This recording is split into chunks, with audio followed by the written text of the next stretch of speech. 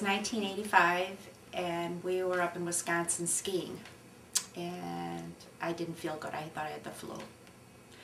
And from January of 85 to June, they were treating me for all different type of illnesses, from colitis and different type of illnesses. And then Bob's birthday is on the 20th of June, and on that Sunday we celebrated the birthday, and the next day Bob's mother and I went to the doctor, and they did a test, and they found out that I had cancer.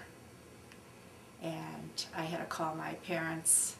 Bob's mother was with me, and I called my mother, and it was terrible because we were like in a trance. And I called Bob at the office, and then he met me at home, and I was on the wood deck, and he came out walking the wood deck, and it was just like, we thought this was it. I mean, I felt it was almost over.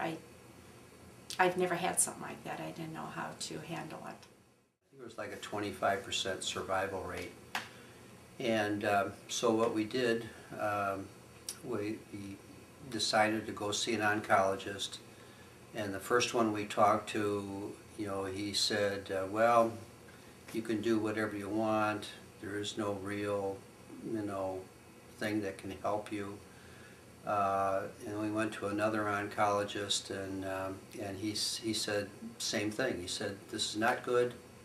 I'll leave you alone for a while. You better get your affairs in order, all that kind of stuff. And so we kind of cried and hugged each other for a while. And in the meantime, I had heard that there was a protocol at Mayo Clinic that had some promise. So the oncologist came back to the office, and I said, well, what about this protocol at the Mayo Clinic? And he says, well, that shows some promise. Do you want to try it? And we said, sure, anything.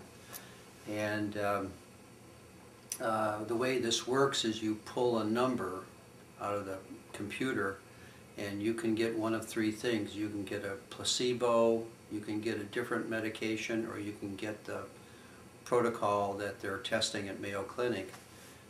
They do that for scientific reasons, of course, and luckily we got the treatment, and that started a 5-year-long saga that we didn't know whether the treatment was working or not. We didn't know whether we were going to have one more week, one more day, one more month, or whatever.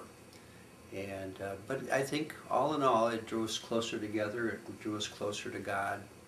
I remember going to chemotherapy treatents, and you'd have somebody there that you made acquaintance with one week, and the next week they would be gone. And that's pretty sobering.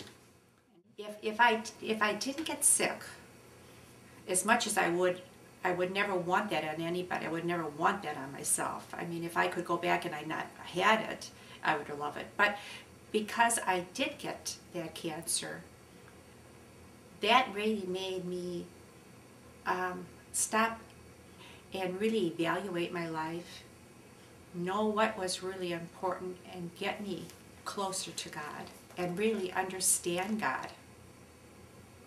And like I said before, it was just rote. I mean, I always believed in God, but I always took it seriously. But it's a different type of seriousness. I mean, and it's fun, and it's loving, and it really is all-encompassing. It brings everything, every single part of your life. I mean, with music, with entertainment, it just laughter. It's just a different feeling. Well, you see him much more. I mean, you see him every day. More clearly.